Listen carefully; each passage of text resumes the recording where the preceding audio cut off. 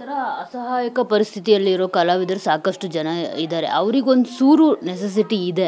So ಅಂಥದ್ದೊಂದು ಪ್ರಯತ್ನಕ್ಕೆ ಕೈ ಹಾಕಬೇಕು ಅಂತ ಅನಿಸುತ್ತಾ ಕನ್ನಡ ಚಿತ್ರರಂಗ? ಎಲ್ಲೋ ಒಂದು ಕಡೆ ಅವ್ರಿಗೊಂದು ಸೂರು ಮಾಡಿಕೊಡೋದೋ ಏನೋ, ಅವ್ರ ಸಹಾಯಕ್ಕೆ ನೆರವಿಗೆ ನಿಂತ್ಕೊಳ್ಳೋದೋ ಏನೋ ಅದು ಮಾಡಬೇಕು ಅಂತ ಅನ್ಸುತ್ತೆ ಕನ್ನಡ ಚಿತ್ರರಂಗದವರು ಎಲ್ಲರೂ ಒಟ್ಟಾಗಿ ಸೇರಿಕೊಂಡು. ಇಲ್ಲ, ಇದು ಕನ್ನಡ ಚಿತ್ರರಂಗಕ್ಕೆ ಕೇಳುವಂಥ ಪ್ರಶ್ನೆ. ನನ್ನ ಹತ್ರ ಕೇಳಿದರೆ ಬಡಪ್ಪ, ನಾನು ಬಡ ಪತ್ರಕರ್ತ. ಅದು ಒಂದು ಮಾತ್ರ ಹೇಳ್ತೀನಿ, ದುನಿಯಾ ವಿಜಯ್ ನಾನು ಇಂಥದ್ದೆಲ್ಲ ಕೆಲಸ ಮಾಡ್ತೇನೆ ಅಂತ ಗೊತ್ತಾದ ಮೇಲೆ ಅಣ್ಣ ಒಂದು ಯಾವುದೋ ಪ್ರೆಸ್ ಮೀಟಲ್ಲೇ ಲೆಟ್ರೆಲ್ಲ ರೆಡಿ ಮಾಡ್ದೆ. ಒಂದು ಎಕರೆ ಜಾಗ ನಾನು ಕೊಡ್ತೀನಿ ಚಿಂತಾಮಣಿಯಲ್ಲಿ ಅಂತೇಳಿ ಕಮಿಟ್ ಆಗಿಬಿಟ್ಟ. ಅದು ರೆಡಿ ಆಗೋದು.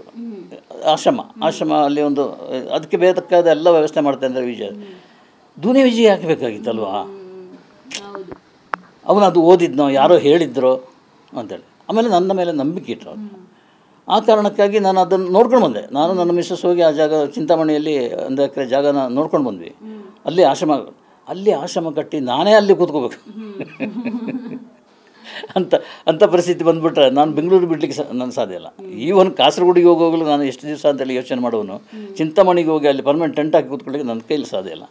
ಸೊ ಅದು ಹಾಗೆ ಇದಾಯಿತು. ಇವತ್ತು ಹೋದರೂ ಹಣ ಯಾಕೆ ತೊಗೊಳ್ಳಿಲ್ಲ ಅಂತೇಳಿ ಹೇಳುವಂಥ ಪರಿಸ್ಥಿತಿಯಲ್ಲಿ ಇದ್ದಾರೆ ದುನಿಯಾ ವಿಜಯ್. ಇಂಥವ್ರು ಇದ್ದಾರೆ, ದೊಡ್ಡ ದೊಡ್ಡ ಹೃದಯದವರು ಕನ್ನಡ ಇಂಡಸ್ಟ್ರಿಯಲ್ಲಿ ಇದ್ದಾರೆ. ದುನಿಯಾ ವಿಜಯ್ ಆಗಲಿ, ಯಶ್ ಆಗಿರಲಿ, ಸುದೀಪ್ ಆಗಿರಲಿ, ದರ್ಶನ್, ಗಣೇಶ್ ಎಲ್ಲ ಇದ್ದಾರೆ. ನಮಗೆ ಗೊತ್ತಾಗಲ್ಲ ಅಷ್ಟೇ ಯಾರಿಗೆ ದಾನ ಮಾಡಿದ್ದಾರೆ. ಇವನು ನಮ್ಮ ಹುಡುಗ ವಿನೋದರಾಜ, ಅವನ ಯೋಚನೆ ಏನು ಅಂತ ಗೊತ್ತಿಲ್ಲ.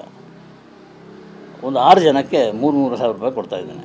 ಅದರಲ್ಲಿ ಇವರೊಬ್ಬರು ಶೈಲೇಶ್ರೀ ಪ್ಲಸ್ ಇವರು ಹೊನ್ನವಳ್ಳಿ ಕೃಷ್ಣ ಅವರಿಗೆ ಹೋಗ್ತದೆ. ಇದು ಹೇಳುವಾಗ ಬೇಜಾರಂತ ಅನಿಸುತ್ತೆ, ಹೆಸರು ಹೇಳಬಾರ್ದಿತ್ತು, ಇಂಥ ಪರಿಸ್ಥಿತಿಯಲ್ಲಿದ್ದಾರೆ ಅಂತೇಳಿ.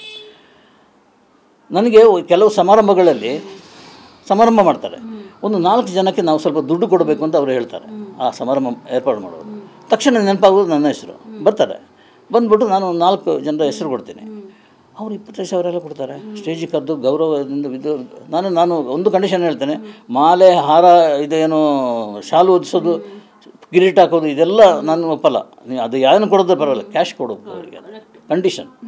ಅದು 25 ಲಾಸ್ಟ್ ಟೈಮು ಆ ಸಮಾರಂಭಕ್ಕೆ 15,000 ಕೊಟ್ಟರು, ಈ ಸಲ 25,000 ಕೊಟ್ಟಿದ್ದಾರೆ. ನೆಕ್ಸ್ಟ್ 50,000 ಆಗ್ಬೋದು. ಹೇಗೋ ಇಂಥದ್ದು ನಡೀತಾ ಇದೆ. 4 ಜನ. ಅಲ್ಲ ಸರ್, ಸರ್ಕಾರ ಇಂಥವ್ರ ನೆರವಿಗೆ ಬರಬೇಕು ಅಂತ ಅನಿಸುತ್ತಾ, ಕಲಾವಿದರ ನೆರವಿಗೆ ಅಂತ? ಕಲಾವಿದರ ನೆರವಿಗೆ ಅಂತೇಳಿ ಒಂದು ಅಮೌಂಟ್ ಇದೆ. ಆ ಅಮೌಂಟು ಸಾಕಾಗಲ್ಲ ಈ ಥರ ಇದ್ದರೆ. ಸಿಕ್ಕವರಿಗೆಲ್ಲ ಕೊಡೋದಂದರೆ ಕಷ್ಟ ಆಗುತ್ತೆ. ಆ ಅಮೌಂಟ್ ಸಾಕಾಗಲ್ಲ. ಬಟ್ ಇನ್ನೂ ಒಂದು ಅಂದರೆ ಜರ್ನಲಿಸ್ಟ್ ರೀತಿಯಲ್ಲಿ ನಮ್ಮ ಶಿವಾನಂದ ತಗಡೂರು ಇದರಲ್ಲಿದ್ದಾರೆ, KUWJ ಪ್ರೆಸಿಡೆಂಟ್. ಎಂಥ ಹೆಲ್ಪ್ ಮಾಡ್ತಾ ಇದ್ದಾರೆ ಅಂದರೆ ತಕ್ಷಣ ಹೊಡೆದು ಚೀಟಿ ಇಟ್ಕೊಂಡು ಮುಖ್ಯಮಂತ್ರಿ ಇರ್ತಾರೆ, ಇಂಥ ಜರ್ನಲಿಸ್ಟ್, ಫಿಲ್ಮ್ ಜರ್ನಲಿಸ್ಟ್ ಅಂತಲ್ಲ, ಇಂಥ ಜರ್ನಲಿಸ್ಟ್ ಅಸಹಾಯಕರಾಗಿದ್ದಾರೆ, ಅವ್ರಿಗೇನಾದರೂ ಕೊಡಿಸಿ ಅಂತೇಳಿ 1 ಲಕ್ಷ 2 ಲಕ್ಷ 5 ಲಕ್ಷ 10 ಲಕ್ಷ, ಏನು ಲಕ್ಷಕ್ಕೆ ಬೆಲೆ ಇಲ್ವಾ, ಕೊಡಿಸ್ತಾನೆ ಇದ್ದಾರೆ. ಇವತ್ತಿಗೊಂದು ಏನೋ ಯಾರಿಗೂ ಕೊಟ್ಟಿರ್ತಾರೆ ಅವರು. ಇಂಥ ಹೆಲ್ಪ್ ಮಾಡಬೇಕೆಂಬ ಮನಸ್ಸು ಬೇಕು ಅವರಿಗೆ, ಯಾರೇ ಕೊಡುವವರಿಗೆ ಮನಸ್ಸು ಬೇಕಷ್ಟೇ. ಅವ್ರದ್ದು ದುಡ್ಡಿಲ್ಲ, ಮುಖ್ಯಮಂತ್ರಿ ಹತ್ರ ಇದೆ ಅವರ ಸುಪರ್ದಿಯಲ್ಲಿ.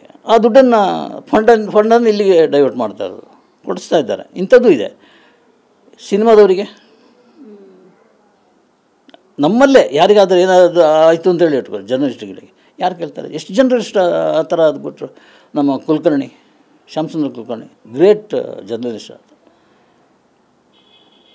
ಅವರು ಯಾರು ತೀರ್ಕೊಂಡದ್ದು ಯಾರಿಗೂ ಗೊತ್ತಿಲ್ಲ. ಒಂದು ಕಾಲದಲ್ಲಿ, ಈಗ ಮಧ್ಯದಲ್ಲಿ ಮೆರೀತಿರೋರೆಲ್ಲ ಅವರು ಬೆಳೆಸಿದ ತಾರೆಯರು. ಅವರು ತೀರ್ಕೊಂಡು ಹೋದಾಗ ಯಾರಿಗೂ ಗೊತ್ತಿಲ್ಲ ಸುದ್ದಿನೇ.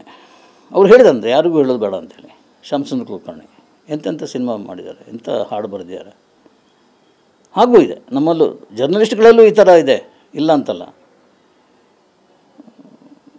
ಹೀಗೆ ನೀವೇನಾದರೂ